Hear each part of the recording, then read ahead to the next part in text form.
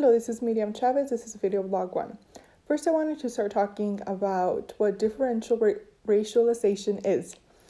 And from my understanding, it's how different minority groups, for example, Latinos, Asian American, Native Americans, African Americans, they end up being put in certain groups based on the needs of the majority population, society.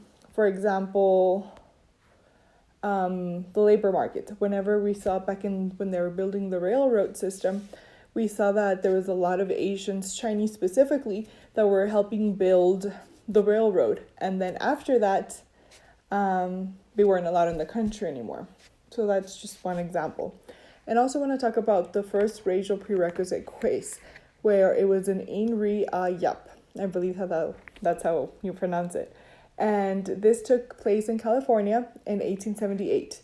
And here we saw a Chinese man that was applying for citizenship.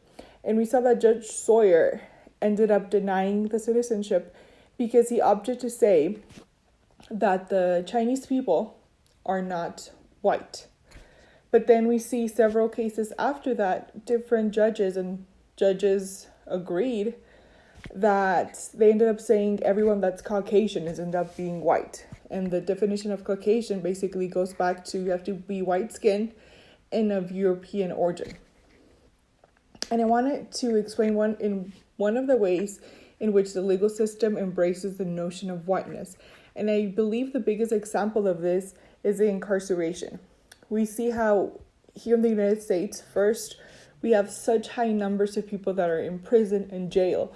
And we see that there's such high numbers that are specifically Latino and African American that are in prison. And the vast majority of this people that are in there, they're there for non-violent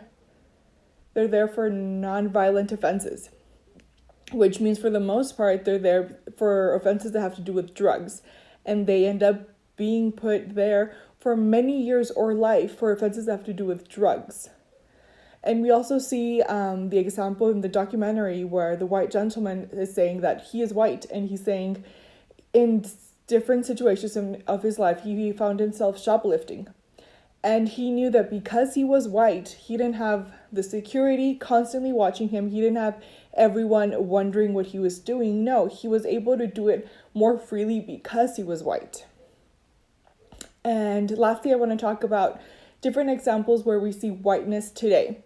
First, we can't not mention our president, how he has brought to the table how there's still so much racism. There's still so much of we need to get everything back to America. Give us back America. And who is saying all this? White people. They genuinely believe that they need to get the country back for them.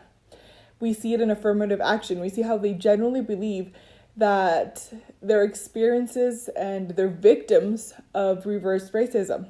They genuinely believe that they are being now victims of racism.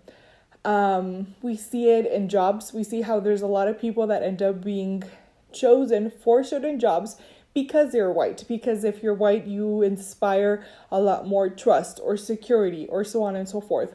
We also see it in the mortgages. We see how people that are white have a higher rate of being accepted for a mortgage to be able to buy a house. They get lower taxes. They get certain plans that people that are in different minority groups don't get that opportunity. And that is all. Thank you.